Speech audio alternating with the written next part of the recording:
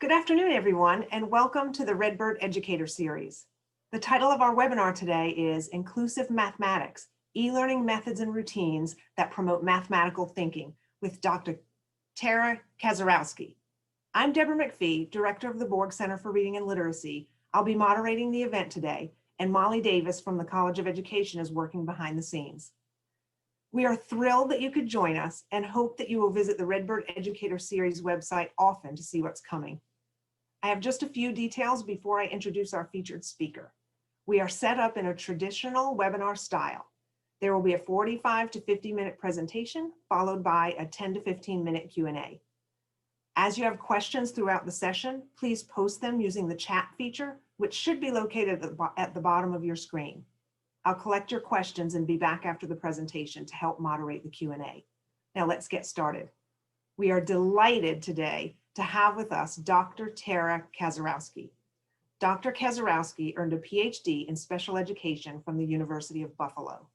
She was previously an elementary special education teacher where she co-taught and also provided intensive interventions to students with disabilities.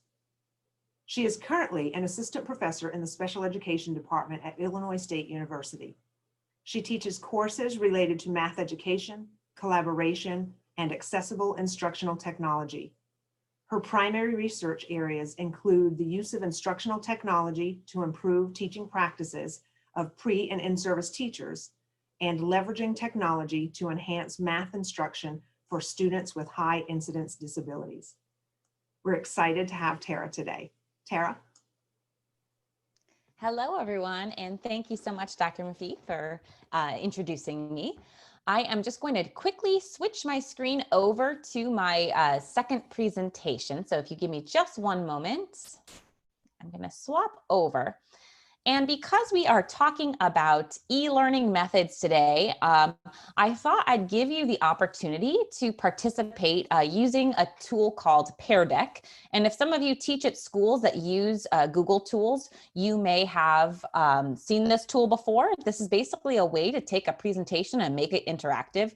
Even though I can't see you today, I thought I'd give you the opportunity to be able to respond to some of these mathematical prompts that I'm giving you in a low stakes way. Nothing is tied to your name at all. So I can already see on my screen that one student has connected. If you're interested, you would go to joinpd.com. You can open a tab either on your phone or a new internet tab and pop on. If you don't want to do that, you can also use the chat to respond to prompts, or just grab yourself a piece of paper, open a Word document, something that you can really be reflective about the content that we're going to talk about today. So I'm going to go ahead and start class. This join code will stay in the upper right-hand corner. Again, we are at joinpd.com. That's how you'll be able to get there. Today, we're going to talk about inclusive mathematics. And I want to, and I'm mentioning e-learning environment, but a lot of what I'm going to talk about today is just general good practice in math. And you're going to see some different tools and think about some different ways we could do this in an e-learning environment. But you might be able to use those same tools in a face-to-face environment. I want to make sure that everything I cover today is flexible enough depending on your learning situation. So I'm going to go ahead and push forward to the next slide. So today I have three big goals for you. First, I want you all to be able to understand the difference between mathematical tricks and mathematical scaffolds. So I want you to keep that in mind as we go through things today. We'll start off with that today, but I want that to keep resonating with you. We're also going to talk, I want you to be able to identify practices that promote rich mathematical thinking and the technologies that can be used to facilitate them. And then I want you to really be reflective about how your current instruction may or may not promote this idea of inclusive mathematics and identify some ways that you can grow your practice. This is just a quick little agenda today. We are going to base this in research on for both students with disabilities and in more general education research in math methods, and really talk about some very specific math routines that you're actually going to engage in today. So my first question to you, and I don't have a lot of you in here right now, but you can either use Pear Deck to type your answer, or you can use the chat or right next to you. I want you to take just 30 seconds to tell me what you think of when you hear the phrase inclusive mathematics. I'm just going to give you a little bit of wait time.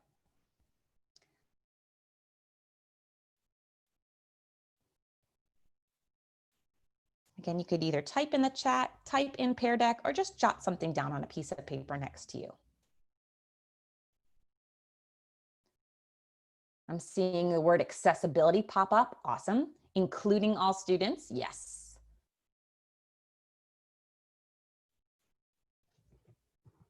The word inclusion, as you're still brainstorming, the word inclusion has a lot of different interpretations. It's not actually defined in federal law. Usually we're thinking about inclusion as being as the opposite of exclusion, right? We want to make sure that everyone can participate. The way I think of inclusion is that we think all students can think mathematically. And because I come from a special education background, oftentimes we're thinking, when I see methods used in special education, I actually see a lot of teachers start with a deficit approach as opposed to an asset-based approach. Perhaps they're thinking that the student needs more support from the start than they really do, or they try to build in too many tricks that are actually circumventing mathematical thinking instead of scaffolding that thinking. So to me, this is the crux of it. We want to try to avoid tricks in math. And I'll go through some examples of what I mean by tricks. We want to avoid these tricks and shortcuts that actually circumvent the thinking. And instead, we're going to shift ourselves to using scaffolds that support thinking. So keep that in your mind. That's a primary difference, whether we're trying to avoid the thinking and giving a shortcut or whether we're supporting thinking. So these are some examples of tricks, and don't feel bad if you've used some of these examples on here. This is just a handful of them. But tricks are things, some big ones I see all the time for fractions, the butterfly method. I'm going to teach you to avoid these kinds of practices because, like, for example, the butterfly method is a way to show proportions and equivalent fractions. And what we see with the butterfly method is the students draw this cute little drawing, but have no idea what it means. They don't connect it to the idea of creating common denominators. Same thing when we use little keep, change, or keep, change, flip, these little sayings. The students are not linking that to conceptual understanding. And what happens is they are unable to generalize when we do that. When they apply things where they don't belong because they memorize math as a bunch of rules. And instead we want to focus on the conceptual understanding behind things. That is what's going to help our students think mathematically and generalize math practices. All throughout my presentation, you're going to see I have a whole bunch of hyperlinks here. Before you leave today, I will post a link in the chat that has this presentation, so you have access to all of these links that I've put on here. Scaffolds are different from tricks. If you notice, I didn't draw them in cutesy ways right now, like I did over here where it says, you know, tricks. A lot of times tricks are done in cute ways to grab students' attention and to make them think that this is an easier way to do math. Again, these are all circumventing the thinking behind the math. Over here for scaffolds, instead what we want to do to support thinking, these are some ideas that we can do. We can provide visual representations that represent the content of our lesson. We can offer differentiated amounts of immediate feedback. Some students might need more immediate corrective feedback than others. Other students you might let stray for a little longer. We can give solved examples or non-examples. We can offer some lower order supports like calculators and manipulatives and multiplication tables while we're working on higher order skills like problem solving. We can carefully sequence our tasks and our examples. We can take a really complex problem and break it up into small chunks. We can also start with this complex task and ask what we call probing and guiding questions, where we offer the support when we see they need it, as opposed to assuming that they can't do it on their own first. That's the primary difference here. So keep these ideas in mind as we move forward in this presentation. Tricks versus scaffolds. I'm not going to go into a ton of detail about math research, but I like to ground my presentations in research, especially because just like any subject area, if you're familiar with reading research, math research has its known pedagogy wars as well. We know there are some people who believe in a more explicit approach to teaching and some people who believe in a more constructivist approach to teaching. What I'm going to do today is really talk about a very balanced approach and to understand the purpose why. So On the left side, I have an example of an article, which I have hyperlinked there, called 8 Guidelines for Students with or at Risk of Math Disabilities. To summarize all the research in math and disabilities, most of that research suggests that explicit instruction is going to produce the best outcomes for students with disabilities in the area of math. That's a teacher-driven approach. It's a very common method in special education. Now, if I look at general education math research, we have like the opposite end of the spectrum. Usually the idea of explicit instruction is denounced, and we want to have much more task-based constructivist approaches to teaching mathematics, where instead of starting with high supports, we're going to start with low supports. But each of these different types of pedagogies are going to have some pros and cons. I like to think about, when I pick my teaching methods, I like to think about my students as my I have a pasture as my classroom, and my students are my sheep in the classroom, and I'm guiding them. I'm their shepherd, I'm their facilitator to help them guide them towards learning. We might be on one end of the field, and I would like to guide them towards the lesson goal on the other end of the field. If we want to think about what explicit instruction means, that's going to have a very narrow learning goal. So if I had a fence on the other end, I got to get them through that tiny little hole on the fence. And I'm going to be much more direct and focus on mastering of a specific skill with explicit instruction. I am likely going to set up a pretty rigid structure to my lesson, and I'm going to guide them on the straight, most efficient path I can to get them toward that learning goal. That's where a lot of the special education research is based, and this is where I have some critiques of it, because sometimes we're focusing on outcomes that are all entirely procedural or memorized, trick-based, and we're not getting to the nitty-gritty of math instruction, the exciting stuff, the problem solving, the conceptual understanding, that thinking.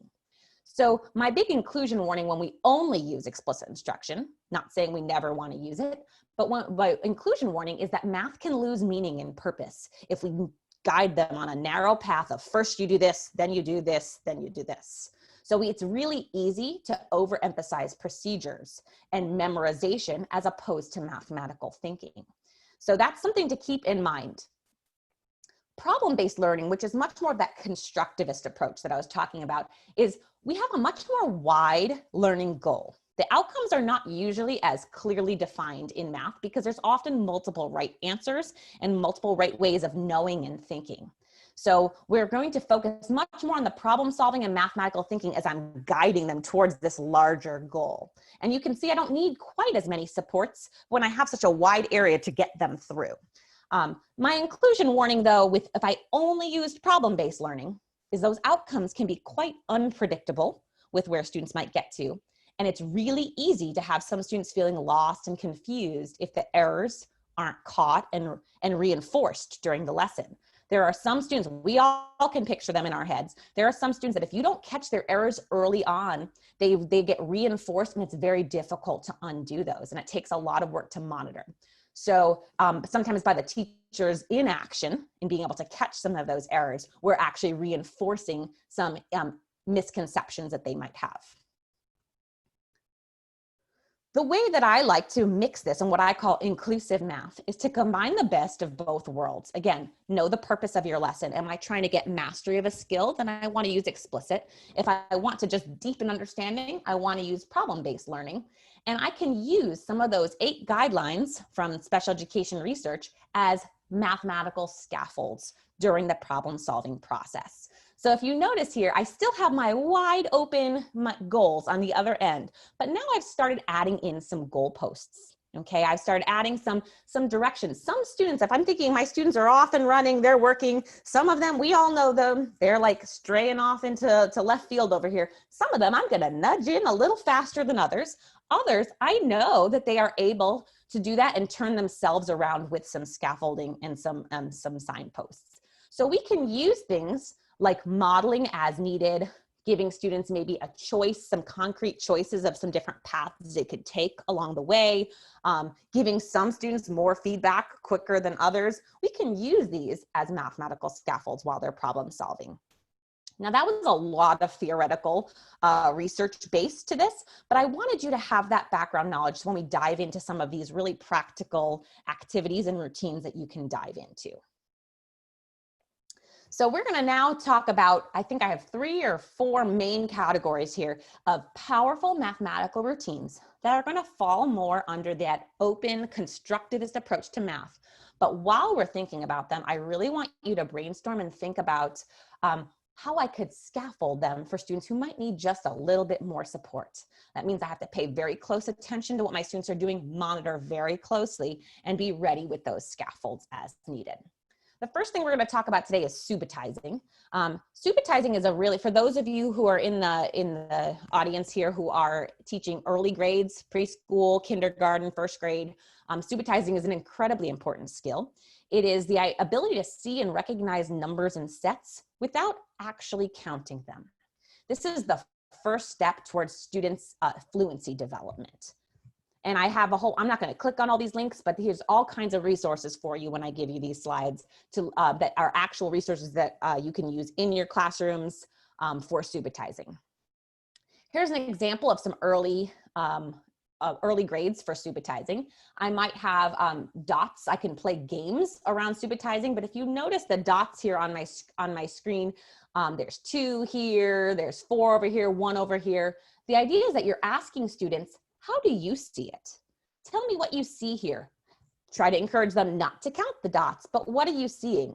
These are those early steps towards number fluency and like number bonds and understanding the relationship in the additive property. So let's, for example, if I'm looking at this one right over here, some students might see this as a group of 2, a 1, and a 2. And know it's 5. Some students might imagine this dot floating up into the middle and it reminds them of a 5 on a die. Some of them might see the 4 and 1 more. Some of them might see 2 and then 3. The key is that you're getting students to talk about it. So if I was playing bingo, maybe I called out the number 6 and they have to quickly look and scan and see where they see 6 on that board. Same thing, if we students need a little bit more structure than these open dots, we can start in tens frames over here and let them see patterns of 10. That's where our number system is based on. And we can turn all of this into games with bingos or matching dominoes, puzzles, where they're showing the same number in different ways. Where we can have sorting activities where they're sorting multiple ways. They have a whole bunch of cards and they have to put them in groups of ones that have the same amount in the set. So these are all great activities for students at a young age. Now, if I was in an e-learning environment, sorting cards and games can often be a little bit tricky. But if I'm teaching online, one thing I could use are things like Google Slides or a Google Jamboard, where I can put up some of these pictures on there and the students can actually click and edit them together if I share those slides with them. They can still do those kinds of sorting activities. For those of you who teach in older grades, subitizing can actually expand to multiplication, and it's a better way to initially build that foundation. Instead of just memorizing math facts, it's seeing sets of sets, right? So here's an example of 6 groups of 2. Understand this amount is 12. I can see not only are these groups of 2, but those groups of 2 are formed in this group of 6, or in this case, 9 groups of 4 to be 36. If you like to use things like flashcards or other games, these subitizing cards, you can get them at gfletchy.com. You can actually just download them. There's slides and games and flashcards that you can use to practice seeing numbers in sets. And again, the purpose of all of these powerful routines are to get students talking and thinking mathematically to get that fluidity of number sense. That brings me, talking about math is probably one of the most important things that you can do for students. Provide them an opportunity to talk about what they're seeing in math, acknowledging that math is much more than the right answer and the wrong answer. It's a way of thinking and a way of seeing. And there's, most of the time, real life math is messy and has lots of right approaches and lots of right answers. Number talks often are focused on mental math strategies. And again, they're used to develop fluency at an early age. So I'm going to go through some examples of what a math talk could look like, starting in kindergarten and letting it grow before I let all of you participate in a little bit more challenging math talk. In kindergarten math talks, Often it's a great thing to do at like a center or morning. If you're doing like a calendar time, I'd rather see a math talk time than some of the more traditional calendar time. Put a number up on the board and have students tell you all the different ways to make that number that they can think of. You'd be surprised at how creative they can get with this, whether they're showing you pictures, arrays, tally marks, their fingers or toes. Some of them are going to be ready to connect to money or connect to addition in early ages. The great thing about this is once the students start sharing ideas, students build off each other and they just grow in terms of that growth mindset and understanding there's so many ways to think about it. It's a really great way to watch your students blossom. This might expand, like in second grade, we really can start building off the concept of place value. And you can ask students about share ways that they can solve this problem in their head. So if I had 34 plus 16, students who have strong number sense and fluency are going to recognize these making tens in here, the 4 and that 6 is a 10. So I have 3 and 1 10, so 4 tens and 1 more 10. They're going to see that together. There's lots of different ways they can break these down into its component parts, but giving students the chance to verbalize that thinking or draw a picture of their thinking is really, really important. By mid to late elementary, you might move away from all mental math. Maybe some of it's mental math, but this is an example of something you could do that has so many right answers. So let's say you're decorating a room and you tell the students it has an area of 72 feet. Draw 3 different examples of what that room could look like. Watch your students, you'll be able to really see their understanding of area. So maybe some students are at an early stage of development here and they're going to draw you a more traditional rectangle for their area. Other students, I've done problems like this with students, boy, can they get creative. I mean, they may have created a shape, something like this, and break it into multiple rectangles. And once a student sees someone else getting really creative like that, you can just watch those ideas. Those wheels are really turning with how they can think flexibly about math. So now I'm pushing for those of you who are on Pear Deck and want to just try this out and write on this slide. This is an example of a slide. If I was doing this in a classroom with K-12 students, they could actually draw on this diagram. I'm going to push, this is a very open number talk. It might require you to write something down. I have some beads on the table here, and the total value of all those beads is 25. None of the numbers can be bigger than 10. What could the blue bead be worth? I'm just going to give you some wait time. Feel free, if you're on Pear Deck, to draw on the slide. See if you could figure out one value the blue could be worth. And if you want to, you can even put it up in the chat when you think you have an idea.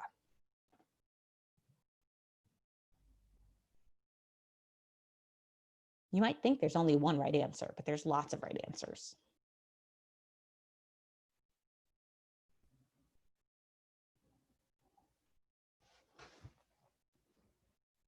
The cool thing, if you've never seen, so someone's saying 9. If you've not seen Pear Deck and the drawing, if I click show responses on this end, I can do a grid layout and see all the people who are working at once. So this is a great way if you're doing this with your students. They can be drawing right on the slide and it's updating in real time while people are working. Don't worry, I don't have anyone's names up here. So I'm seeing some people are saying 5. And I can really look at the student strategies. I'm seeing some people are drawing right next to the numbers. I could ask some questions like, oh, this person over here assumed that the green beads means they must be worth the same amount if they're both green. They're thinking algebraically. I like that. I didn't tell you that rule, but I could see that someone has a background in some algebra and sees that those as the same variable. The cool thing you can do with something like Pear Deck like this, or if you've ever heard of Nearpod, that's another very similar tool, is that I can then pull up one of these responses and students can talk about them. So I can find examples and non-examples in an anonymous way, so students are not feeling embarrassed if I call on them, and they can explain their thinking, they can build off each other's thinking. And again, this is a great way to do this. You could use this tool in class, or if you're in an e-learning environment like this. Now, I'm seeing a range of answers, so hopefully you're all noticing that there are a lot of right answers. Some of you may have had a pretty easy time doing this. Some of you may have been like, I'm just going to guess and see how it goes. While some students may have a more algebraic approach to things. That's the beauty of routines like this. Students can shine and share the way that they think, and all the ways of thinking are celebrated and included. I'm going to show you how I could differentiate and scaffold this so everyone can be successful. Like I said, you may have some students where this is really easy. Well, I could add some additional conditions for some students. So if I'm walking around the room or monitoring students in there, I might say, okay, you know what, for this group over here, I see, what if I told you no two colors could be the same value? So for some students, if I see you picked something where like pink and green were worth the same, I could add a new condition to make you rethink that and relook at this. What if I told you the orange and pink beads are the same value? Would that change your response? And for students who are even more advanced, I can push their thinking. What if I told you exactly 2 of the colors represent negative values? There will always be that kid, even if you haven't even begun, if you're doing this in elementary school, there's always someone who's learned about negative numbers and they just love to share that knowledge. And I've heard teachers before squash that thinking and not celebrate the fact that that student is thinking and knowing about that. This is a great way to be inclusive for all students who can think and knows that and can share that idea. Everyone can be successful with this task to differentiated levels. A great resource to find some of these tasks is from the Math Learning Center, which is the Bridges program. And they actually have I have it linked over here, the Math at Home section of there. They break it down, I think, kindergarten through 5th grade. And they have examples of tasks that make wonderful math talks. I've had students, I have my college students in my math methods class join into these math talks. I'll use tools asynchronously like Padlet or Flipgrid for them to share their thinking about something, or we'll do live math talks in class. But some of the common structures are like would you rather tasks, where there are a lot of right answers. So would you rather play with 36 blocks today and then get 36 more tomorrow? Or would you rather play with 24 blocks today and then get 65 more tomorrow? Ask students to defend their choices. And then you could ask more questions. Okay, so if you picked A, is there any reason why you can think of someone might pick B? Was there anything I could change about this situation to make you want to pick B? So those are ways to get them to really think about math in the real world. Same thing with what comes next. We see some patterns here. And then one of my favorites is called the imposter, or which one doesn't belong. And it's a series of 4 pictures. And you can see in different ways, it's like which one of these things is not like the other.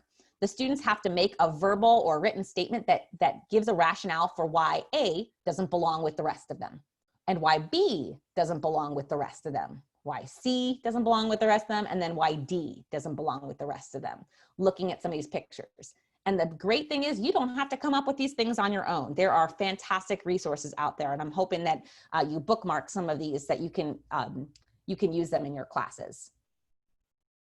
Another math talk example is if you Google Splat. Steve Borney actually has a bunch of these like video examples and cards and tasks that you can download with Splat. It's that same idea of number flexibility. Basically, it starts with these splats on the board and there's a number in the box. And the questions are, if there are 7 total, how many dots are under the splat? How do you know? So again, it's getting them to think about those additive relationships. They can grow to more complex, like multiple splats. If there's a total of 22 and splats of the same color have to have the same number underneath them, how many are under the splat? How do you know? And then ask students to share their thinking. If you want to see what that looks like in action, when I share these slides with you, I've also put a video of a teacher leading a number talk using Splat here.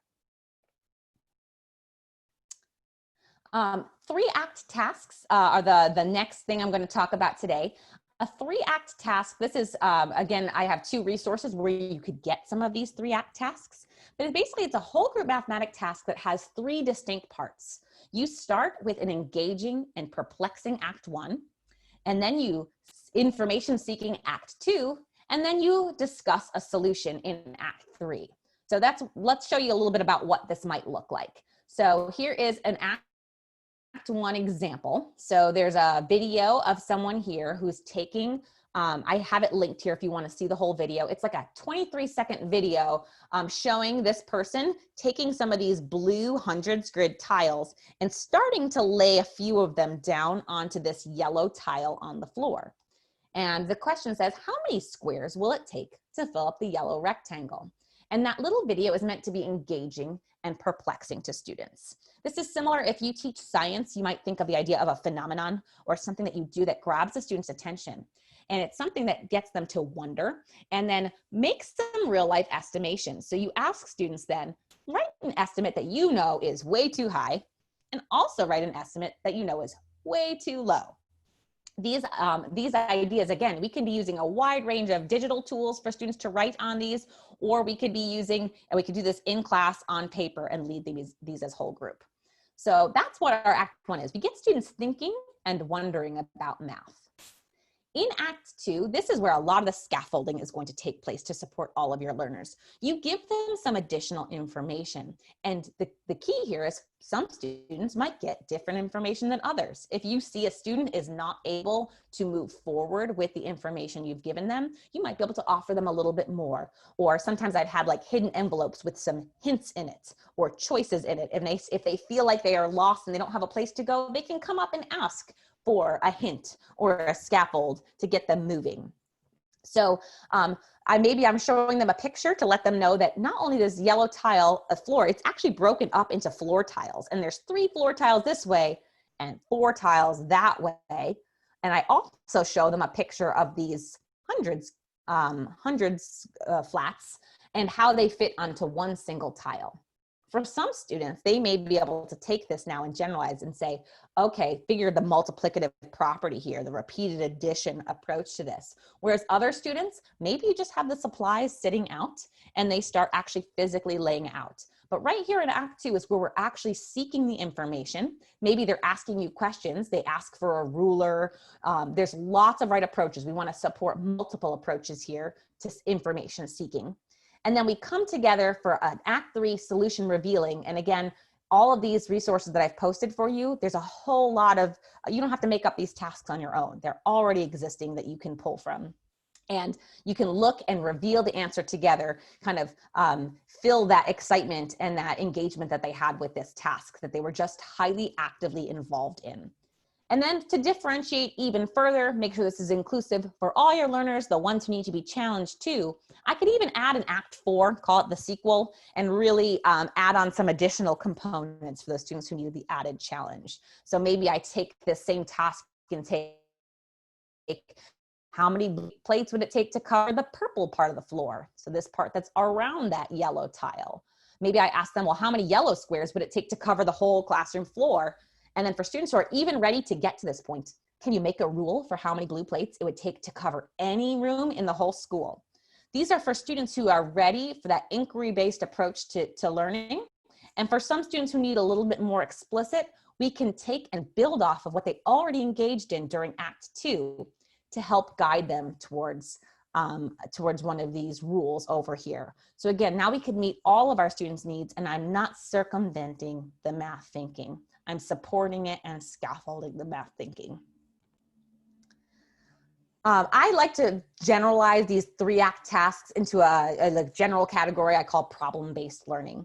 Some people will also call PBL project-based learning if it's a little bit more long-term and a larger project-based. But that extends these 3-act tasks. Not only are we engaging in a task that's a whole lesson that's centered around a task that's a real life math problem, but there's also now multiple right answers and multiple right approaches. So the 3-act tasks, most of them have one right answer at the end, but they might have multiple approaches to get there. True problem-based learning extends this even more, and there's lots of right answers. Some ways that you can design these kinds of problem-based learning tasks. These are some common real life situations that will have multiple right answers and multiple right approaches. Budgeting, designing or building something. I've had students designing a bedroom. They had a dream bedroom and there's a certain number of square feet and I'm telling you how many square feet their different pieces are. And maybe some students are actually cutting out pieces and fitting it into that bedroom. They have to find a functional way to set it up. Maybe some students have different kinds of shapes that are harder to fit in a room. Maybe some students have circular nightstands instead of rectangular nightstands and things like that. So there's ways that I can differentiate problems like this to make sure that all students have challenge and all students are encouraged to think. Other examples, shopping with like coupons or planning a meal with certain stipulations. So I have this much money to spend and I have to go to the grocery store. I need to plan a breakfast, lunch, and a dinner. These kinds of tasks really motivate students to want to do math. And sometimes they don't even realize they are doing math.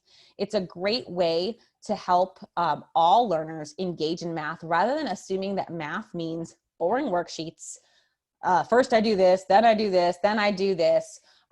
We can really kill a kid's passion for math when all we focus is on is an explicit approach that doesn't get at the thinking. Again, I'm not going to knock explicit instruction at all. There's a great research base for explicit instruction, but we choose it intentionally. We can pull elements from explicit instruction and embed them into more constructivist approach to really use research to support mathematical thinking. And again, I have some examples here of where you can get already existing problem-based learning lessons. Teachers don't have time to always be making up their own, especially when you are new to doing some of these things. And again, this is just kind of to bring it back full circle about problem-based learning. I want to think about problem-based learning as an opportunity for all students to shine in their mathematical thinking. We can use number talks, we can use subitizing, 3-act tasks, all those different ways I showed, and to engage students in real life math. And then also pull in explicit elements that we know research has shown to support all students' learning. It's all about growth mindset in math and getting students to see math as more than a right and a wrong answer. I can differentiate. This is really what differentiation means. And I feel like this picture really helps me grasp what scaffolding and differentiation means. Again, I'm thinking just to get back to this metaphor about this open field. Sometimes I'm going to have a different level gate. My learning target might be wide, my learning target might be narrow. And it's all about how me, as a teacher, I facilitate my students over toward that learning goal. Some students are going to get shepherded in a little bit faster than others, but I don't want to jump in too quickly and make the assumption that they can't think mathematically. I have worked with a wide range of students over the years, and many of them have come into the class thinking they're not good at math, they can't do it, and they ask for help quickly. So as a teacher, I have to be very cognizant to not automatically jump in and want to show them my way of doing it. Math is much more about thinking critically and solving real world problems and situations. The last thing to kind of take this full circle is to really think about some of tools that we can use to facilitate these. So I'm not sure, did I make this I don't think I made this a drawing slide. I'm actually curious. I put up some different tools that I have used to facilitate some of these tasks online. And I wanted to see maybe which ones you're familiar with, which ones you haven't heard of that I can talk to you a little bit more about. So if you want to use the chat, I'm sorry, in Pear Deck, I thought I had an opportunity to respond over here. But if you want to use the chat, are there any tools that people have used and loved and it's worked really well on this list? Are there any tools not on this list that you love to use? Or are there any that you want to know more about? Tell me about that in the chat. So I'm seeing Seesaw and Padlet. Are those things that you've used before? People love Flipgrid, Padlet, Flipgrid. So are people writing tools that they have used before or want to know more about? So someone saying I'm not familiar with Pear Deck. So Pear Deck is what I'm using today. This idea, it's super simple to use. It builds off of Google Slides, and that's what I'm using here today. I can make all my slides in Google Slide, download this free extension onto Google Slides and add questions onto it. And it's a way that I can monitor students' responses. I can save a report when I'm done. I can make this interactive, even though I don't see any of you right now. I'm looking at a big blank screen in front of me, but I can see those. Some people have used the online manipulatives. Oh, poll everywhere. It's another great way to get responses from students. Some people want to learn about, let's see, ClassKick, Flipgrid, Seesaw. Some people know about Jamboard. Let me start with a few of these. It seems like we have just a big mix out there, and talk about a few of them. If you have, first of all, people always ask me, what are the tools that I recommend for e-learning? And my statement about technology is always purpose-driven. Anytime I want to do something, I'm going to ask you, what are you trying to do? What are you trying to accomplish? Many of these tools are very flexible that I have up here. They could be used in synchronous classes, in face-to-face classes when everyone has devices. They could be used asynchronously, but I'm always getting at what is it that I'm trying to get students to do? And if we link it to what my presentation was today, many times we want the students to be able to share their thinking, okay? So some great ways to share their thinking, for example, Pear Deck is what I've done here. I can add drawing slides where students can draw right on the slides, type their response. There are some limitations because there's not really an audio response. Sometimes I want students to be able to talk their response too, so you got to keep that in your head before you start. Jamboard is basically like a big collaborative whiteboard. I could open up Zoom right now. Zoom has its own whiteboard that people can share, but it makes it a little bit more clunky when people are trying to write on the same whiteboard. Jamboard lets me make multiple slides worth of whiteboards, and I can put some sticky notes for students to share ideas, and it's very smooth when it comes to collaboratively putting ideas out onto the board. Nearpod is, I like to put that as a similar tool to Pear Deck. It does a lot of similar things. It may have a few more interactive functions, but basically I can set either of these as live interaction like this, or I can set them as student paced. I think the student paced versions for both of these is a premium version. So you either have to have a trial or your school might have a subscription to them. But for both of these, you can make it like an at-home module that is still interactive and collects student work for you, so you have that sample. Seesaw and ClassKick, someone had mentioned on here. I know I've heard of ClassKick, and I know some people absolutely love it. I think they're more used closer to a learning management system. A lot of these have very similar functions, where we have a way of facilitating activities with our students where the students can often respond and interact in multiple ways. For you as a teacher, I'm going to say the best thing you can do is figure out what your district is using first. It's not always a matter of, unfortunately, fortunately and unfortunately, we have some laws that protect our students' privacy, and sometimes that hoop that we have to jump through can be kind of frustrating because teachers really can't choose any tool that they want to use for teaching. Districts have to have contracts with these companies when they subscribe to them because our students' data, especially K-12 students' data, is highly protected under federal law.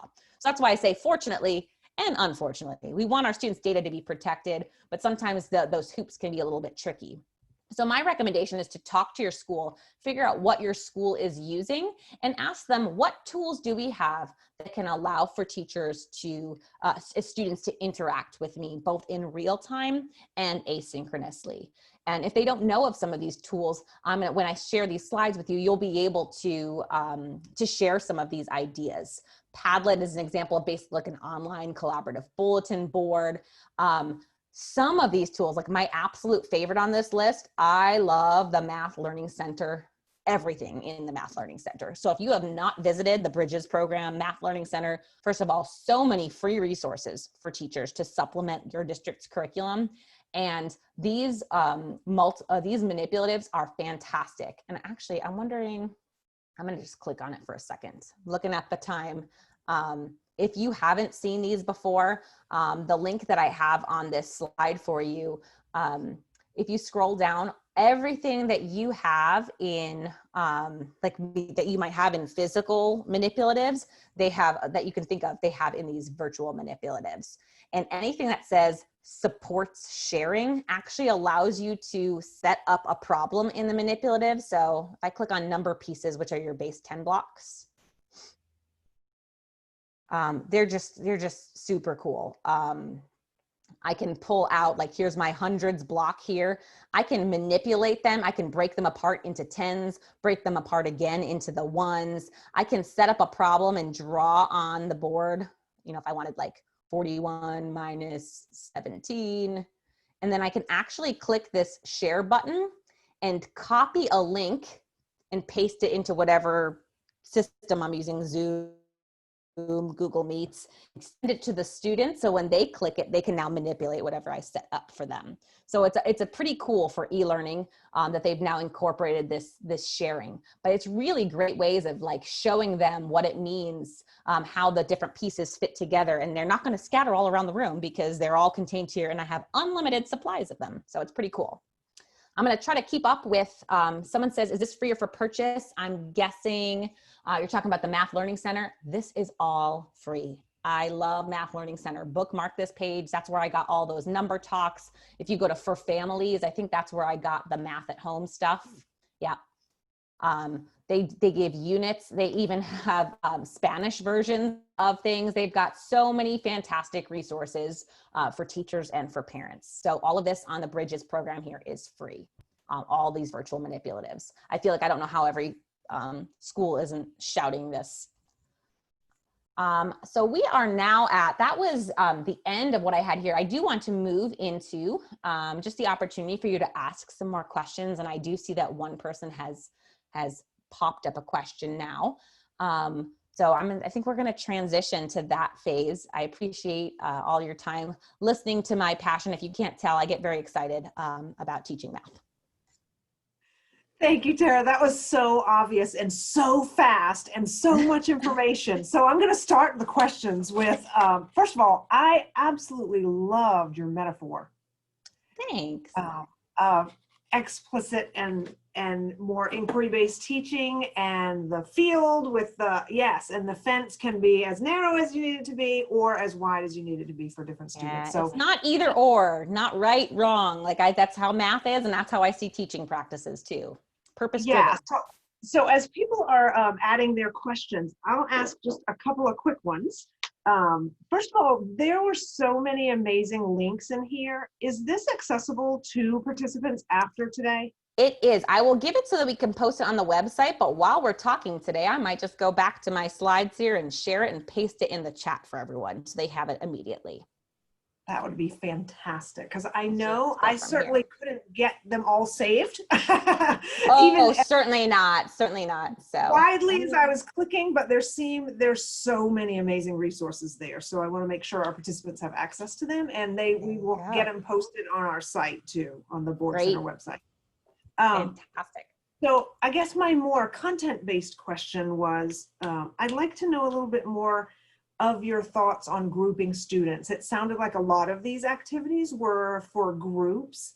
And so the idea of this group needing more support, so giving them a different type of scaffold than this group. So it sounded a little bit like you're advocating for homogeneous grouping. So could you talk a little bit? I can, and that's not necessarily the case. Sometimes, so I always teach a flexible grouping. That's that. If I'm going to say one thing, it's always flexible grouping. We never want to only group homogeneously or only group heterogeneously, because it depends on the purpose of the lesson. If I'm going to use explicit instruction, research is very clear that homogeneous grouping is generally best. Our lessons should be short, mini lessons, highly targeted and focused on a specific skill. So it makes sense that we're going to put students at a similar level or knowledge base in those groups.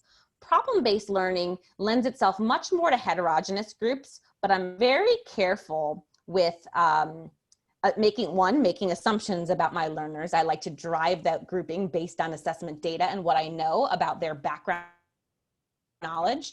The more I know my students, the more I might give one student a support, or if the group collectively is not moving forward with the task, I might provide them more support. It's not always at the individual level. Sometimes it's at the group level. But when it comes to grouping, I always tell my students, I don't like to think of students as high students and low students, but we all know that there's different varying levels of skill and background knowledge for a specific task. So I always tell them, you don't want to put the student who has the most background knowledge with the student that has the least background knowledge. What we're going to have is that student doing all the work, and the one student feeling lost going forward. And that's why we see explicit instruction working in research if we're going to compare it to a student who just got lost in a lesson and didn't have a goal and a target.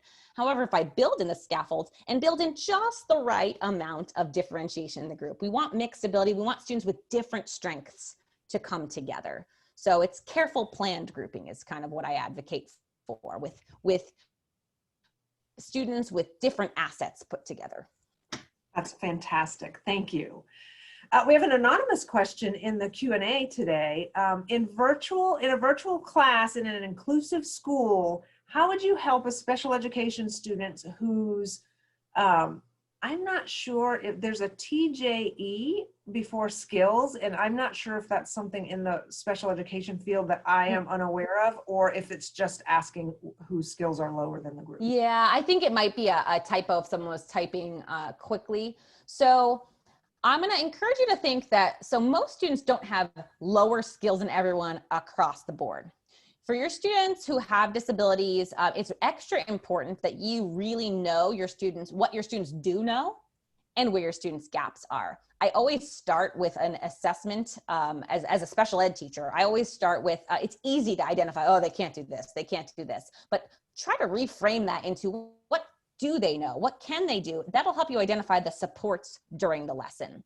During tier 1, our core math instruction, when we're doing problem-based learning, we support those tasks using scaffolds. We might give them a graphic organizer or break down that task into smaller chunks. And then we can save some smaller group explicit instruction for more of the remediation time. I don't like to waste time during core instruction when they should be engaged and happy about math and diving into the problems to just to make assumptions that they can't do everything. There's always a task they can do. Even if I narrow in on something I know they can do, give them a role in that group and let them learn from other students. Fantastic. So again, scaffold during tier 1, remediate in like tier 2 and tier 3. We have some great participants in here today who are sharing lots of ideas in the Awesome. You know, I feel like everyone jot them down. Yeah, I feel like we need to save this chat because there's new ideas in here too. GimKit, I've never heard of it. That's great. I'm going to write it down. Thanks. Okay, we have another question here. What's your favorite part of teaching during a pandemic? I think a lot of what I talk about with my colleagues is the opportunity, and I'm going to choose to look at this as an opportunity to really look at my inclusive practices, even in the college setting, to really look at what matters when it comes to learning. I've really revamped my college course this semester from checking out my policies and procedures for things and seeing what is supportive and what is hindering the learning. Ultimately, your grade at the end of the day should represent the learning that you have done and the mastery of the course goals. So I've really reframed things and to be much more flexible about things, allowing revisions, giving feedback. I believe that feedback and that cycle is really, really important. So I think teaching during a pandemic, knowing I have to give a little bit more grace and flexibility has made me rethink all of my policies that I want to carry forward. Like if I believe that revision and reflection is a critical part of the learning process, I better be offering that to my students. So I think it's made my teaching better. It's made me think through things that I've done in the past and make me wonder, is that really important? Does that align with my philosophy? So that's been my favorite thing, is really finding the silver linings of the things that I can carry forward. That's great. I was actually talking with a colleague today about there seems to be some, I don't know, we seem to be immersing ourselves in a discourse that because we're teaching this way, that students are missing out on something. And I was talking with someone today just about, but there are also affordances that they're getting that they don't get in a face-to-face Absolutely. Too. So rather than looking at this as from a deficit perspective of, ooh, we're missing out on some things because we're not face to face, but we're benefiting in some ways that we wouldn't be otherwise. So I agree. Absolutely. Like I've even reframed, instead of meeting twice a week with my class, I meet once a week, and I moved a little bit more of the content to an asynchronous format, but I reserved that second day a week for students who just want to do the work with me there. What I found in the past is some students would like rather not do activities with me. They're really good at doing it on their own. They want, or they want more time than what I can give them during class. So by offering it flexible, now it's your choice to come that second day. Do you want my help while you're doing this, or do you want to try it first and then come in? So I think we can learn about flexibility. We can learn that different is not necessarily worse. Yes, flexibility in so many different ways, because you also talked about flexibility in thinking and math, Yeah. right? Yeah, exactly. Fantastic. Hey, so you mentioned GimKit. Did you know it was designed by high school students? I did not. I never even heard of it. I've written it down and I can't wait to look at it. Yeah, that's exciting. I don't see any more new questions, so I am going to wrap us up for today. Great. Sounds good. I know I talk fast, so I get through content pretty quickly. So someone says, I did see one more question popped up. How do you teach kindergarten with hands-on materials and not just visual during this virtual classes?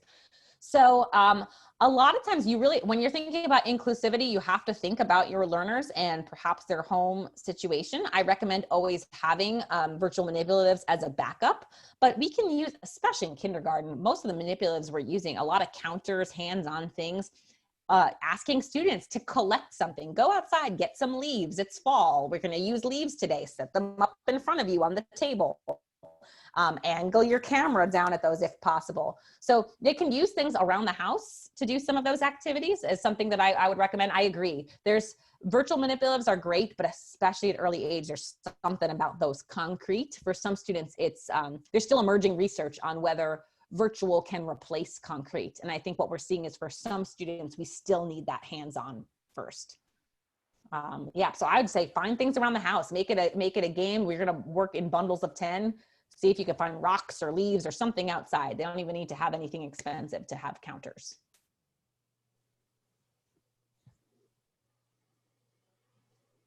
Great. Oh, someone from Ecuador. Wow. We're far reaching here. That's awesome. I know. That's amazing, isn't it? Yeah. Fantastic. We do have a couple more minutes for questions if anybody has any more questions. You're welcome. I know it's a lot of content. I always tell my students, I know I talk fast and I give a lot of content. So I expect you might have questions. My email is on the presentation though. So if you're looking for, you want to follow up with me, you are very welcome to send me an email and ask a question about that. I'm hoping that you have enough to keep you busy for a while though with all those links. The Math app web address, again, it is on the slides. If you go to the Math, someone asked about what's the Math web address. It's the Math Learning Center. If you Google Math Learning Center apps, it'll be the first one that pops up. May have changed my mind on math. See, that is my love. I always tell my students when they join my class, my goal at the end of my class is to get you to love math. I don't know that I'm going to get everyone to love math, but I may get you, but my goal is I will get you to love math a little bit more than you love it when you come in. That's baby steps. So all the links that I've talked about today are in the presentation. If you scroll up in the chat, I linked this presentation in the chat and it'll also be posted to the website for those of you asking about specific links. Looks like. Great. Can I link it again? Yes, I can link it again. If someone got kicked off, hold on. Oh. Share, I'll do it one more time, but again, we will post it to the website as well. Only people, I also need to change the link. Clue about when you're using Google. Shame on me, I wasn't reading. Anyone with a link on the internet can view. That's what I want. Copy link. So if that first link doesn't work for you, this one should. All right. Thank you, Dr. Kazarowski. You're welcome. And thank you, participants, for joining us today. We know that your time is valuable, and we are honored that you chose to spend this hour with us. In a few days, you will find a recording of this webinar on the Redbird Educator Series website. That's where you registered for it. So you can access the recording there in just a few days.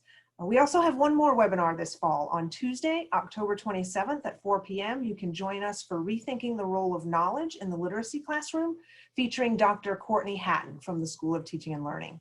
We expect to have our spring schedule posted by the end of this month, so be sure to check that out. Tomorrow, you will receive a follow-up email that will include a link to a short survey. We would appreciate your feedback about this session and your ideas about topics for future webinars. If you are interested in receiving a professional development hour for your attendance today, you will find a link to the evidence of completion form at the end of the survey. Again, thank you for spending some time with us today. Take care, and we hope to see you again soon.